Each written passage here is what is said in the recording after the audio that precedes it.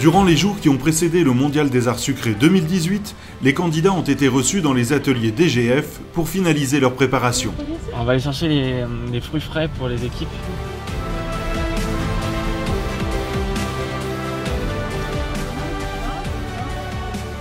Les candidats font leurs derniers ajustements et profitent de ces moments d'échange et de convivialité pour faire connaissance avec les autres équipes. Team USA. Yes. Bon, je m'adresse à tous les candidats, s'il vous plaît, toutes les équipes.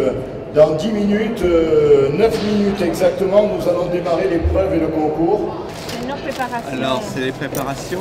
C'est On veut le film. Hein. Ouais. Toutes les plaques qui sont vides, on va les amener sur le camp de travail. Ouais, mais moi je touche à rien, c'est toi qui dois faire. S'il y a quelque chose qui tombe ou... ouais. C'est le rush. Dans quelques minutes va débuter le Mondial des Arts Sucrés 2018. Mais avant, les commissaires contrôlent chaque box. Cette année, le grand rendez-vous de l'excellence de la pâtisserie fête ses 10 ans. La tension est palpable. Des mois d'entraînement pour un titre mondial. C'est parti pour 19 heures de concours réparties sur 2 jours. 8 équipes sur les 16 participants se sont lancées à la conquête du titre. La première heure est très très délicate, c'est elle qui va déclencher tout le reste. Et donc on se met en place, on s'organise et après ça y est, une fois qu'on est parti... On va sentir l'ébullition avec toutes les équipes pendant les 2 jours pour chaque session. Et le 4e jour, ça va être vraiment quelque chose.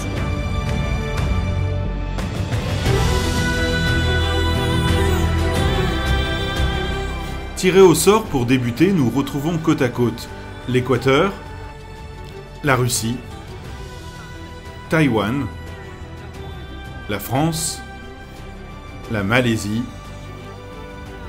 le Canada, le Venezuela et le Maroc. Les équipes vont devoir sortir pour leur premier jour un dessert à l'assiette et un petit gâteau glacé selon un timing très précis.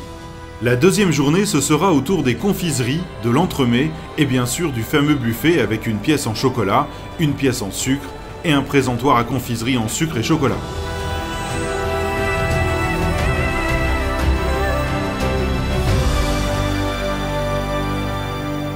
Alors que l'heure de la première dégustation approche, Pascal Pochon et Benoît Wiesbeck officient en coulisses pour que tout soit parfait. Benoît et moi, on va se mettre aux extrémités. Et on vous fera un signal pour déposer l'assiette. On recommence. C'était pas synchro. Là, c'est bien. Comme chaque édition depuis 10 ans, les jeunes apprentis sont vite opérationnels, les dégustations peuvent débuter selon un planning précis. C'est le premier rush dans les box. Les candidats savent que chaque détail compte dans un concours aussi exigeant.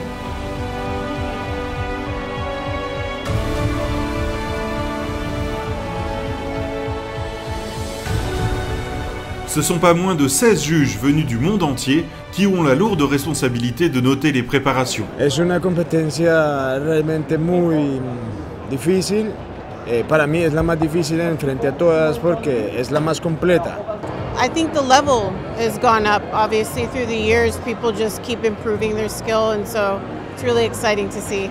Es un concurso muy organizado, muy estricto, tiene un nivel muy alto. Et il y a très peu d'Européens, il y a beaucoup d'Asiatiques, d'Amérique du Nord, d'Amérique du Sud, etc. Donc on parle de pâtisserie dans le monde entier, c'est extraordinaire. Aux côtés du jury, un comité consultatif composé de grands noms de la pâtisserie goûte et évalue chaque création. Durant les 4 jours, on y croisera le gratin de la profession. Mais pour l'heure, c'est le moment de la dernière dégustation de la journée, le petit gâteau glacé. Un dessert qui doit être prêt au bon moment pour être dégusté dans les meilleures conditions. Un bon timing pour les équipes est crucial.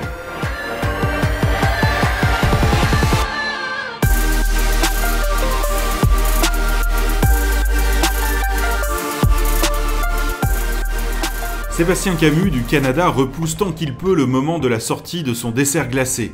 Il n'est pas prêt. Pour respecter l'équité entre les concurrents, l'équipe doit donner à la dégustation sa création, même si ce n'est pas parfait. Le goût y sera certainement à défaut de l'aspect.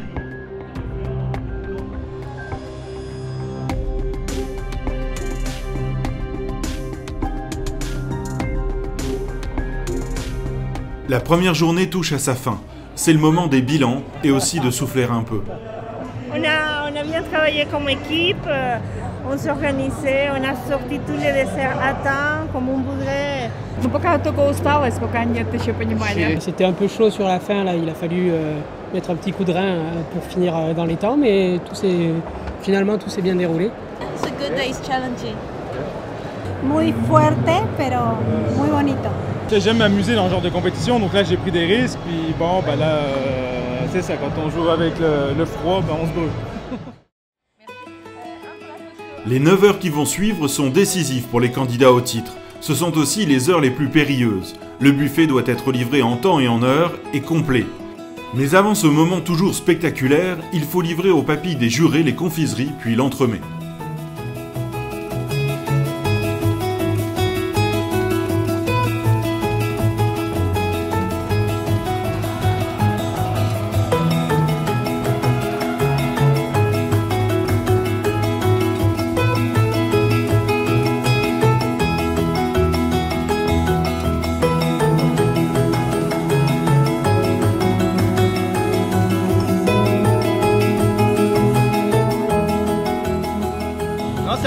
C'est plutôt intéressant dans le sens où il y a pas mal de choses techniques qui sont différentes, donc c'est intéressant.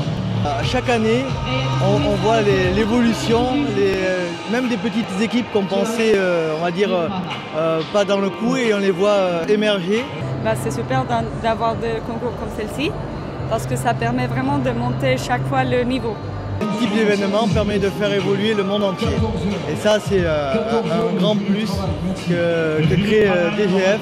Déjà éprouvés par 2 jours de concours intensifs, les équipes doivent puiser dans leurs réserves pour composer le buffet. C'est dans ces moments-là qu'on progresse le plus, c'est dans ces moments-là qu'on prend conscience de ses capacités. Donc c'est des expériences extraordinaires qu'ils sont en train de vivre là. Et là on est en train de voir les grands de demain.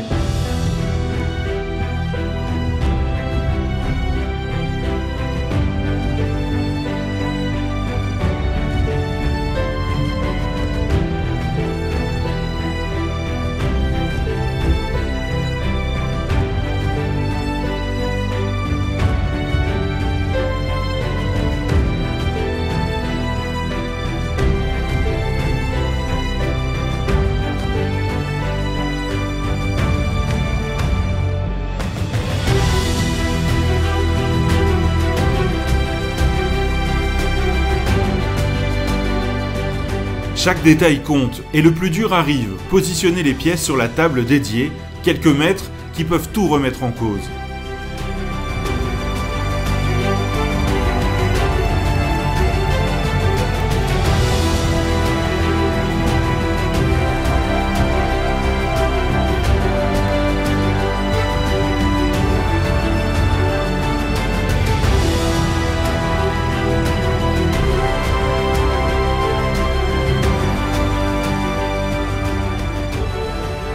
Tout s'est bien passé. Les 8 équipes vont pouvoir souffler et laisser la place aux autres participants. 19 heures de compétition, c'est incroyable parce qu'il y a l'intensité, il y a l'émotion, il y a le stress, il y a la maîtrise des temps, la gestion, l'organisation. C'est beaucoup de choses en 19 heures. C'est intensif, c'est très intense.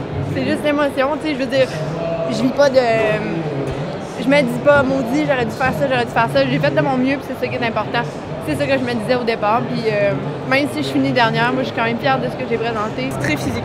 On a eu mal, très mal, on a mis le physique de côté et potentiellement demain on saura plus marcher, mais c'est pas grave quoi. Ce 3e jour voit l'entrée en lice de 8 nouvelles équipes, dont de sérieux prétendants à la victoire. Ce concours a vu ces dernières années l'Italie, le Japon ou la France l'emporter. Tout est ouvert. Nous retrouvons la Colombie, l'Ukraine, le Brésil, les États-Unis, le Japon, Singapour, le Mexique et enfin la Géorgie. Le programme est bien sûr le même que pour les 8 premières équipes.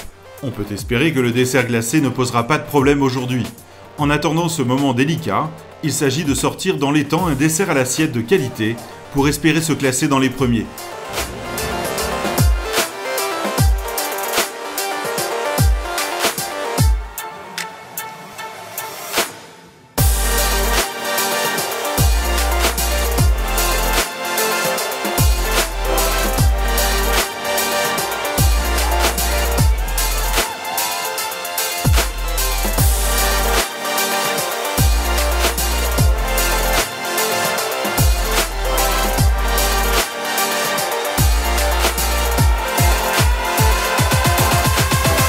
Le mondial est un concours à part dans le monde de la pâtisserie. Il impose une règle stricte, la mixité des équipes. Ça a été le premier concours qui mettait en avant la mixité, donc mettre en avant la femme et la mettre en valeur dans notre métier. Une femme et un homme en association ont apporté deux choses différentes. Sur la créativité, sur la finesse aussi, on va dire que c'est un petit peu différent des hommes. Et ça, c'est super enrichissant d'amener aussi entre guillemets une petite touche féminine. On est sur deux visions, deux ressentis différents. Et je crois que c'est ça qui fait toute la beauté et le charme du Mondial des Arts Sucrés. Le symbole est d'autant plus fort que c'est une femme ministre qui honore le concours cette année.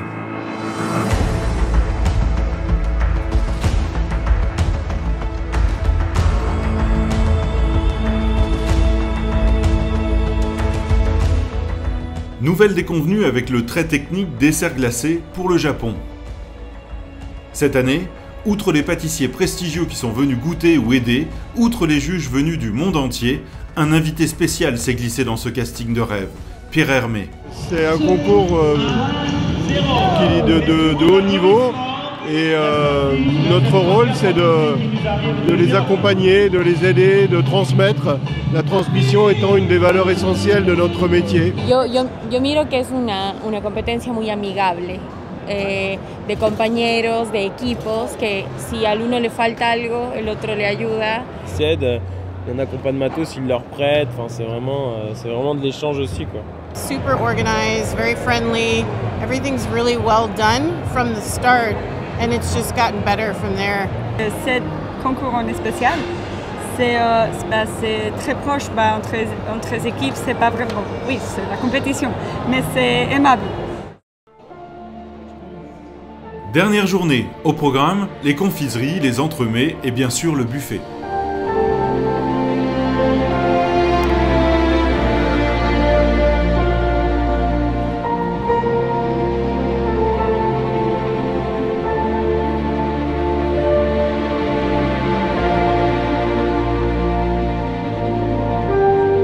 Beaucoup de respect pour ce type de concours. Voilà, on connaît l'engagement de chaque candidat, le travail qu'ils ont mis des mois avant pour essayer vraiment d'aller à l'excellence. 16 pays sont mobilisés pour présenter des jeunes. En plus, j'aime bien le côté mix, je dirais, c'est important. Effectivement, je dirais que les équipes soient nécessairement mixtes. Et puis, c'est un peu dans l'ADN de DGF, faire émerger des talents, aider des jeunes. On voit vraiment un mondial aussi qui du coup devient de plus en plus pointu avec des équipes affûtées. On rappelait que le niveau monte d'année en année, c'est aussi parce que tous ces pays-là se mettent sérieusement à la pâtisserie française. Et après tout, allez, un peu de cocorico, quoi. C'est le rayonnement de la France dans tout un tas de pays.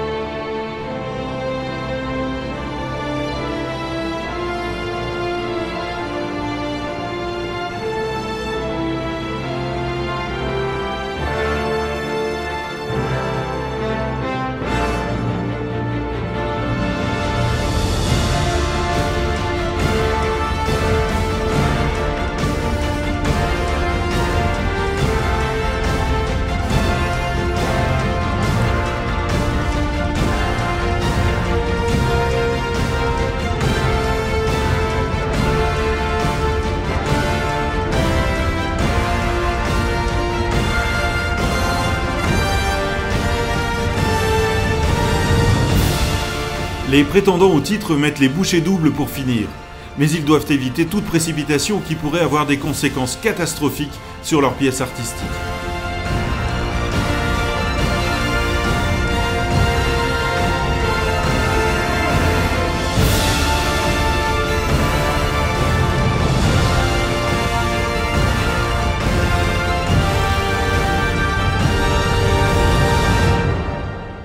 Toutes les pièces sont sorties dans les temps et sans casse. Les notes vont bientôt parler et l'on connaîtra les nouveaux champions du monde.